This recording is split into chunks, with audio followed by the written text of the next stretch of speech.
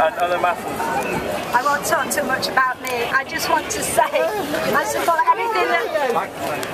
everything that the previous speaker says, and she's covered much of what I was going to say.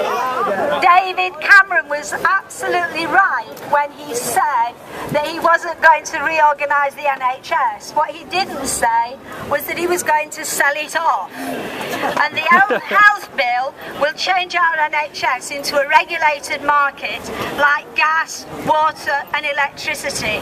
Years ago, when Andrew Lansley worked with Norman Tebbit, you remember Norman Tebbit, and they were privatising all our utilities, he said then, that is the model that we want for the NHS, and that is what we're going to get if we don't totally oppose the bill.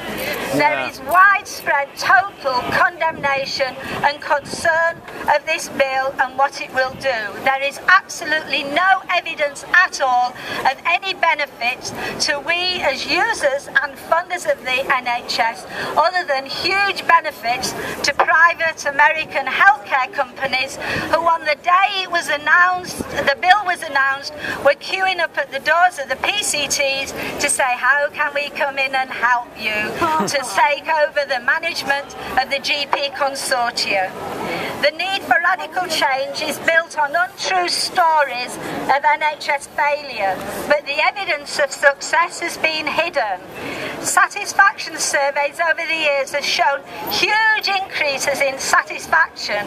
Patient care has improved hugely. We've had new hospitals built, more doctors trained, more nurses trained, huge input in a regulatory framework to ensure that our doctors, nurses, pharmacists, healthcare professionals are trained to a higher standard, that they're regulated better, and that patients and lay people are far more involved in ensuring that their training meets the needs of patients. All that is being unpicked. Not obviously, that's not the stuff that gets into the media, but believe me, I work in that world. That is what is happening. We're being told to cut back on regulation. It's too expensive. To not bother about continuing professional development. Why do we want it?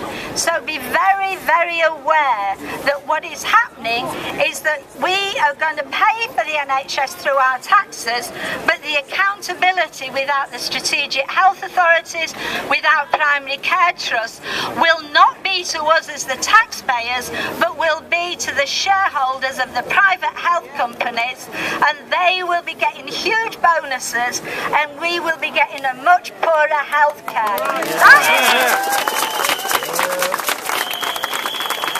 That's the reality of what David Cameron loves about the NHS. This isn't about patient care. This isn't about a service that is accountable to us.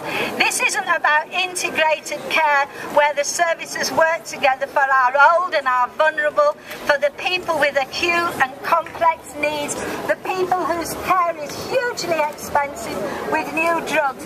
This is about the people that will commission those services saying, hey, not sure we want you, you'll be too expensive on our budgets. That is the future, and you are absolutely right to point to America. Their health services cost far more and their services are far worse. So I would encourage all of you to go home, get on the internet, look at the 38 Degrees website, make them a big donation, so in the next 2 weeks of this non-listening exercise, because they've all been done privately with their mates, not being advertised till afterwards, so that we can get big advertisements out in the press, so people out there who just say, oh, it's just another NHS reorganisation, will understand what is at stake. So go home and do that right now. Thank you very much. Hey!